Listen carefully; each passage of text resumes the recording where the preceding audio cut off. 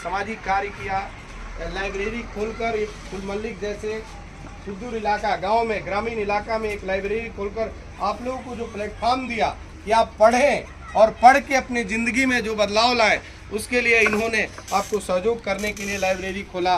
और आज लाइब्रेरी का हम लगता है कि पहला ये अवसर है खुलने के बाद कि हम लोग शहीद आजम भगत सिंह की आज हम लोग उनकी पुण्यतिथि, उनकी शहादत को आज सेलिब्रेट कर रहे हैं, आज नमन कर रहे हैं। उनका शहादत को हम नमन करते हैं।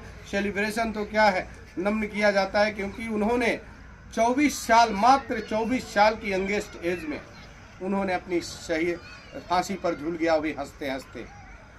अगर ऐसे नौजवान हमारे देश में उस समय नहीं होते तो वह अंग्रेज जो 200 साल तक हमारे देश पर राज किया, 200 साल, एक 2 सेंचुरी आप कम अवधि नहीं होती है। 100 साल एक मनुष्य जीता भी नहीं है आज के डेट में, और वो 200 साल हमारे देश पर राज कर गए। अगर ऐसे लोग नहीं होते तो वो हजारों साल राज करते और हम उसके गुलामियों से नहीं निकल पाते।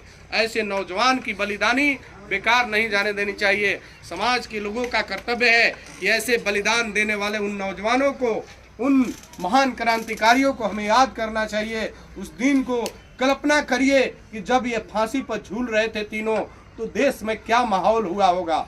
एक कल्पना की दुनिया में जाइए। 1931 के समय में आप कभी सपनों में सोचिए कि 1931 का दौर था और भगत सिंह, राजगुरु, सुखदेव को फांसी दे दी गई उस अंधेरे काली कोठरी में बिना बताए।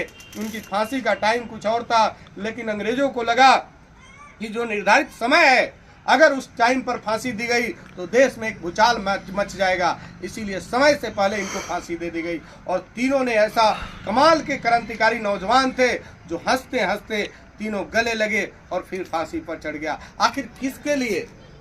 यह सोचने का विषय है कि वो किसके लिए अपनी जान की कुर्बानी दी।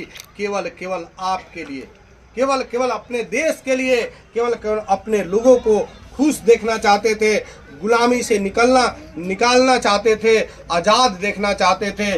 गुलामी के उस जंजीर से जो अंग्रेजों ने हमारे ऊपर राज कर रहा था, उससे बाहर निकलने के लिए इन्होंने लड़ाई लड़ी। और उसी क्रम में ये क्रांतिकारी ऐसे क्रांतिकारी थे जो कि